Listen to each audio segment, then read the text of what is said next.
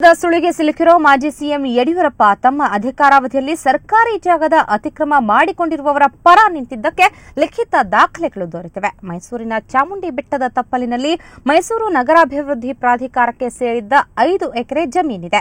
ಇದರಲ್ಲಿ ಶ್ರೀ ರವಿಶಂಕರ್ ಗುರೂಜಿಯವರು ಅಕ್ರಮವಾಗಿ ಆಶ್ರಮ ಕಟ್ಟಿಕೊಂಡಿದ್ದಾರೆ. ಆಶ್ರಮದ ತೆರವಿಗೆ ಜಿಲ್ಲಾಧಿಕಾರಿಗಳು ಪ್ರಾಧಿಕಾರದ ಆಯುಕ್ತರಿಗೆ ಪತ್ರ ಬರೆದಿದ್ದಾರೆ. ಈ ಪತ್ರ ರವಾನೆಯಾದ 2 ದಿನಕ್ಕೆ ಮುಖ್ಯಮಂತ್ರಿಗಳ ಪ್ರಧಾನ ಕಾರ್ಯದರ್ಶಿಯವರು ಪ್ರಾಧಿಕಾರದ ಆಯುಕ್ತರಿಗೆ ಪತ್ರ ಬರೆದು ಆಶ್ರಮದ ಜಾಗ ತೆರವುಗೊಳಿಸದಂತೆ ಸಿಎಂ ನಿರ್ದೇಶಿಸಿದ್ದಾರೆ. ಈ ನಿರ್ದೇಶನವನ್ನ ತಪ್ಪದೇ ಪಾಲಿಸಿ ಅಂತ ಪತ್ರ ರವಾನಿಸುವ ಮೂಲಕ ಅತಿಕ್ರಮ ಜಾಗದ ರಕ್ಷಣೆಗೆ ಯಡಿಯೂರಪ್ಪ ಬೆಂಗಾವಲಾಗಿ ನಿಂತಿದ್ದಾರೆ. ಈ ಸಂಬಂಧ ಮೈಸೂರಿನ ಎಸಿಐಸಿಎಂ ಸಂಘಟನೆ ಕೋರ್ಟ್ ಮೆಟ್ಟಿಲೇರಲು ನಿರ್ಧರಿಸಿದೆ.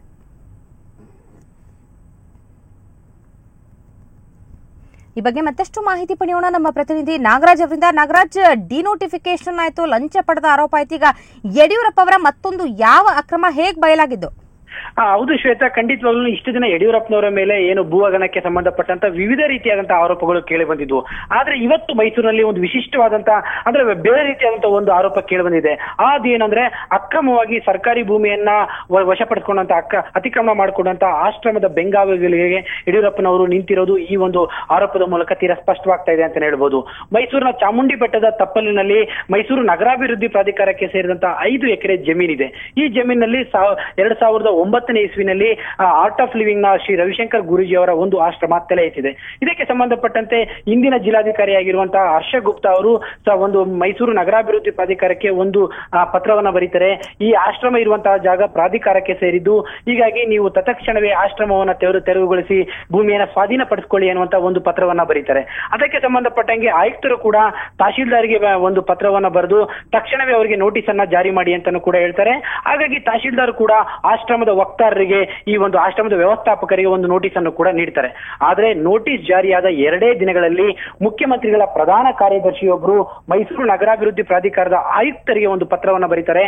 ಆ ಪ್ರಧಾನ ಕಾರ್ಯದರ್ಶಿ ಅವರ ಹೆಸರು ಎಸ್.ಎನ್. ಪ್ರಸಾದ್ ಅವರು ಈ ಒಂದು ಪತ್ರವನ್ನ ಬರೀತಾರೆ. ಆ ಪತ್ರದಲ್ಲಿ ಅವರು ತೀರಾ ಸ್ಪಷ್ಟವಾಗಿ ಹೇಳ್ತಾರೆ, ನೀವು ಯಾವುದೇ ಕಾರಣಕ್ಕೂ ಕೂಡ ಆಶ್ರಮವನ್ನ ತೆರವುಗೊಳಿಸಬಾರದು. ಮುಖ್ಯಮಂತ್ರಿ ಅವರು ಸಂಬಂಧಪಟ್ಟವರ ಜೊತೆ ಚರ್ಚೆ ಮಾಡುವವರೆಗೂ ಕೂಡ ನೀವು ಈ ತೆರವು ಕಾರ್ಯವನ್ನ ಸ್ಥಗಿತಗೊಳಿಸಬೇಕು ಎನ್ನುವಂತ ಒಂದು ಸ್ಪಷ್ಟವಾದ ಒಂದು ನಿರ್ದೇಶನವನ್ನ ನೀಡ್ತಾರೆ. ಇಲ್ಲಿ ಇರುವಂತಹ ಪ್ರಮುಖವಾದಂತಹ ಅಂಶ ಏನು ಅಂದ್ರೆ ಶ್ವೇತಾ, ಯಾವುದೇ ಒಬ್ಬ ಅಧಿಕಾರಿ ಒಂದು ಸರ್ಕಾರಿ ಜಮೀನು ಒತ್ತುವರಿಯಾಗಿದೆ, ಅತಿಕ್ರಮಣವಾಗಿದೆ, ಅದನ್ನ ತೆರವುಗೊಳಿಸಿ ಅಂತ ನೋಟಿಸ್ ನೀಡಿದ್ರೆ ರಾಜ್ಯದ ದೊರೆ ಎನ್ನಿಸ್ಕೊಂಡಿರುವಂತಹ ಮುಖ್ಯಮಂತ್ರಿಗಳು ಅದಕ್ಕೆ ಬೆಂಬಲ ಕೊಡಬೇಕೇ ಹೊರತು ಅದನ್ನ ತಡೆಯುವಂತ ಪ್ರಯತ್ನಗಳನ್ನ ಕೂಡ ಯಾವತ್ತೂ ಕೂಡ ಮಾಡಬಾರ್ದು. ಅದೆಲ್ಲಕ್ಕಿಂತ ಇನ್ನೂ ಮುಖ್ಯವಾದಂತಹ ಅಂಶ ಏನು ಅಂದ್ರೆ ಶ್ವೇತಾ, ಬಡವರಾಗಲಿ ಅಥವಾ ಯಾರೋ ಒಬ್ರು ಮಧ್ಯಮ ವರ್ಗದವರು ಸರ್ಕಾರದ ಒಂದು ಇಡೀ ಜಾಗವನ್ನ ಅತಿಕ್ರಮಣ ಮಾಡಿಕೊಂಡು ಮನೆಗಳನ್ನ ಕಟ್ಟಿದ್ರೆ ನಿರ್ದಾಕ್ಷಿಣ್ಯವಾಗಿ ಆ ಜಮೀನನ್ನ ಆ ಜಾಗವನ್ನ ತೆರವುಗೊಳಿಸುವಂತ ಕಾರ್ಯಕ್ಕೆ ಸರ್ಕಾರದವರು ಮುಂದಾಗ್ತಾರೆ. ಆದ್ರೆ ಉಳ್ಳವರು, ಸಿರಿವಂತರು, ತುಂಬಾ ದೊಡ್ಡ ಮಟ್ಟದ ಇನ್ಫ್ಲೂಯೆನ್ಸ್ ಇರೋರು ಎಷ್ಟರ ಮಟ್ಟಿಗೆ ಸರ್ಕಾರಿ ಜಮೀನನ್ನ ಒತ್ತುವರಿ ಮಾಡ್ಕೊಳ್ತಾರೆ, ಅದಕ್ಕೆ ಸರ್ಕಾರದ ಪ್ರತಿನಿಧಿಗಳು ಅಥವಾ ನಮ್ಮ ನಾಳುವ ದೊರೆಗಳು ಎಷ್ಟರ ಮಟ್ಟಿಗೆ ಬೆಂಬಲವಾಗಿ ನಿಂತಿರ್ತಾರೆ ಅನ್ನೋದಕ್ಕೆ ಇದೊಂದು ದೊಡ್ಡ ಮಟ್ಟದ ಒಂದು ಉದಾಹರಣೆ ಅಂತಾನೆ ಹೇಳ್ಬೋದು. ಈಗಾಗಲೇ ಇದರ ದಾಖಲೆಗಳು ಕೂಡ ಸಿಕ್ಕಿವೆ. ಹೀಗಾಗಿ ಮುಂದಿನ ಹಂತ ಏನಾಗಬಹುದು? ಶ್ವೇತಾ, ಇದಕ್ಕೆ ಸಂಬಂಧಪಟ್ಟಂತ ಎಲ್ಲಾ ರೀತಿಯಾದಂತಹ ದಾಖಲೆಗಳು ಸಿಕ್ಕಿದೆ. ಅಂದ್ರೆ ದಾಖಲೆಗಳಲ್ಲಿ ಪ್ರಮುಖವಾಗಿ ಈ ಜಮೀನು ಏನು ಆಶ್ರಮ ಇರುವಂತಹ ಜಮೀನು ಪ್ರಾಧಿಕಾರಕ್ಕೆ ಸೇರಿದ್ದೋ ಅಲ್ವೋ ಎನ್ನುವಂತಹ ವಿಚಾರದಲ್ಲಿ ಸ್ಪಷ್ಟವಾದಂತಹ ದಾಖಲೆಗಳು ಸರ್ಕಾರದಲ್ಲಿವೆ. 2ನೇ ದಾಖಲೆ ಏನು ಅಂದ್ರೆ ಇದಕ್ಕೆ ಸಂಬಂಧಪಟ್ಟಂತ ನೋಟಿಸ್ಗಳು ಜಾರಿಯಾಗಿರೋದು. 3ನೇ ದಾಖಲೆ ಏನು ಅಂದ್ರೆ ಮುಖ್ಯಮಂತ್ರಿಗಳು ಇದರಲ್ಲಿ ಮಧ್ಯಪ್ರವೇಶಿಸಿ ಒಂದು ಅಕ್ರಮವನ್ನ ಏನು ತೆರವುಗೊಳಿಕೆಯನ್ನ ತಡೆ ಮಾಡುವಂತ ಎಲ್ಲಾ ರೀತಿಯ ದಾಖಲೆಗಳು ಸಿಕ್ಕಿದೆ. ಹೀಗಾಗಿ ಏನು ಮೈಸೂರು ನಗರದ ಪ್ರಜ್ಞಾವಂತ ನಾಗರಿಕರ ಒಕ್ಕೂಟದ ಸಂಚಾಲಕರಾಗಿರುವಂತಹ ಲಕ್ಷ್ಮಣ್ ಅವರು ಈ ವಿಚಾರವಾಗಿ ಹೈಕೋರ್ಟ್ ನಲ್ಲಿ ಒಂದು ರಿಟ್ ಅರ್ಜಿಯನ್ನ ಸಲ್ಲಿಸೋದಕ್ಕೆ ಮುಂದಾಗಿದ್ದಾರೆ.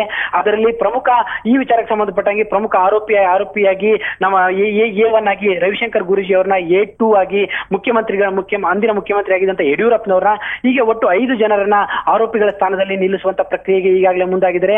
ಇದಕ್ಕೆ ಸಂಬಂಧಪಟ್ಟಂತೆ ಇವರು ಈಗಾಗಲೇ ಹೈಕೋರ್ಟ್ಗೆ ಅರ್ಜಿಯನ್ನು ಕೂಡ ದಾಖಲಿಸಿದ್ದಾರೆ. ಒಟ್ಟಾರೆಯಾಗಿ ಮುಂದಿನ ದಿನಗಳಲ್ಲಿ ಈ ವಿಚಾರನೂ ಕೂಡ ಮುಖ್ಯಮಂತ್ರಿಗಳ ಪಾಲಿಗೆ ಒಂದು ಮತ್ತೊಂದು ಕೊರಳಿಗೆ ಸುತ್ತಕೊಳ್ಳುವಂತಹ ಸಾಧ್ಯತೆಗಳು ಸ್ಪಷ್ಟವಾಗ್ತಾ ಇದೆ. ಶ್ವೇತಾ, ಥ್ಯಾಂಕ್ ಯು ನಾಗರಾಜ್ ಮಾಹಿತಿಗಾಗಿ. ಈಗಾಗಲೇ ಭೂ ಹಗರಣದ ಆರೋಪದಲ್ಲಿ ಸಿಲುಕಿರುವಂತಹ ಮಾಜಿ ಸಿಎಂ ಯಡಿಯೂರಪ್ಪ ಅವರ ವಿರುದ್ಧ ಮತ್ತೊಂದು ಅಕ್ರಮ ಈಗ ಬಯಲಾಗಿದೆ. ಮೈಸೂರು ಅಭಿವೃದ್ಧಿ ಪ್ರಾಧಿಕಾರಕ್ಕೆ ಸೇರಿದಂತಹ ಜಾಗದಲ್ಲಿ ಆರ್ಟ್ ಆಫ್ ಲಿವಿಂಗ್ನ ರವಿಶಂಕರ್ ಗುರೂಜಿ ಆಶ್ರಮ ಕಟ್ಟಿಸಿದ್ದಾರೆ. ಅದು ಅತಿಕ್ರಮವಾಗಿದೆ, ಅದನ್ನು ತೆರವುಗೊಳಿಸಬೇಕು ಅಂತ ಸೂಚನೆ ಕೊಟ್ಟ ನಂತರವೂ ಕೂಡ ಆಶ್ರಮವನ್ನ ತೆರವುಗೊಳಿಸಬೇಡಿ ಅಂತ ಪತ್ರ ರವಾನಿಸುವ ಮೂಲಕ ಮಾಜಿ ಸಿಎಂ ಯಡಿಯೂರಪ್ಪ ಈ ರೀತಿ ಅಕ್ರಮ ಮಾಡಿದವರ ಪರವಾಗಿ ನಿಂತಿದ್ದಾರೆ ಅನ್ನುವಂಥ ದಾಖಲೆಗಳು ಸಿಕ್ಕಿವೆ. ಹೀಗಾಗಿ ಈಗಾಗಲೇ 3 FIR ಅನ್ನ ಎದುರಿಸಿರುವಂತಹ ಮಾಜಿ ಸಿಎಂ ಯಡಿಯೂರಪ್ಪ ಅವರಿಗೆ ಇದು ಮತ್ತೊಂದು ಕಂಟಕವಾದರೆ ಆಶ್ಚರ್ಯ ಇಲ್ಲ. ಇವತ್ತೇನೆ ಮಾನ್ಯ ಮುಖ್ಯಮಂತ್ರಿಗಳಾದಂಥ ಶ್ರೀ BS ಯಡಿಯೂರಪ್ಪನವರು ಡೈರೆಕ್ಟ್ ಆಗಿ ಒಂದು ಆರ್ಡರ್ಸ್ನ ಅವರ ಪ್ರಿನ್ಸಿಪಲ್ ಸೆಕ್ರೆಟರಿ ಮೂಲಕ ತಹಶೀಲ್ದಾರ್ಗೆ ಮತ್ತೆ ಡಿಸ್ಟ್ರಿಕ್ಟ್ ಅಡ್ಮಿನಿಸ್ಟ್ರೇಷನ್ಗೆ ಒಂದು ಪತ್ರವನ್ನು ಬರೀತಾರೆ. ಆ ಪತ್ರದ ಸಾರಾಂಶ ಇಲ್ಲಿ ಬಹಳ ಸ್ಪಷ್ಟವಾಗಿದೆ. ಈ ವಿಷಯದ ಬಗ್ಗೆ ಮಾನ್ಯ ಮುಖ್ಯಮಂತ್ರಿಗಳು ಸಂಬಂಧಪಟ್ಟವರೊಂದಿಗೆ ಚರ್ಚಿಸಿ ತೀರ್ಮಾನ ತೆಗೆದುಕೊಳ್ಳುವವರೆಗೂ ಈ ಕಟ್ಟಡಗಳನ್ನು ತೆರವುಗೊಳಿಸುವ ಬಗ್ಗೆ ಯಾವುದೇ ಕ್ರಮವನ್ನು ಕೈಗೊಳ್ಳದಿರುವಂತೆ ತಮಗೆ ತಿಳಿಸಲು ಮಾನ್ಯ ಮುಖ್ಯಮಂತ್ರಿಗಳಿಂದ ನೇರ ನಿರ್ದೇಶನಾಗಿದ್ದೇನೆ ಅಂತ ಒಂದು ಪತ್ರವನ್ನ ಶ್ರೀಮಾನ್ ISN ಪ್ರಸಾದ್ ರವರು ಬರೀತಾರೆ. ಆದ್ರೆ ಇವ್ರು ಮಾಡ್ತಿರೋ ಭ್ರಷ್ಟ ನೋಡಿದ್ರೆ ಇಲ್ಲಿ ಬೇನಾಮಿ ಆಸ್ತಿನ ಹೊಡೆದಿದ್ದಾರೆ. ಈ ಆಸ್ತಿ ಏನಪ್ಪಾ ಅಂದ್ರೆ ಚಾಮುಂಡಿ ಬೆಟ್ಟದಿಂದ ಬರುವ ನದಿನ ನೀರು ಸಂಗ್ರಹ ಮಾಡಿ ಪಕ್ಕದಲ್ಲಿರುವಂತ ಇದು ಕೆರೆಗಳಿಗೆ ಹೋಗ್ತಾ ಇತ್ತು. ಅದಲ್ಲದೆ ಏನಾಗ್ತದೆ, ಪ್ರಾಣಿಗಳು ಬಂದು ನೀರು ಕುಡಿಯುವಂತ ಜಾಗ ಇದು. ಇದನ್ನೆಲ್ಲ ನೋಡಿದ್ರೆ ಈ ಸ್ವಾಮೀಜಿ ಇಂತ ಗುರುಜಿ ಎಷ್ಟು ಒಂದು ಹಗರಣ ಮಾಡಿದ್ದಾರೆ ಅಂದ್ರೆ ಇವ್ರ ವಿರುದ್ಧ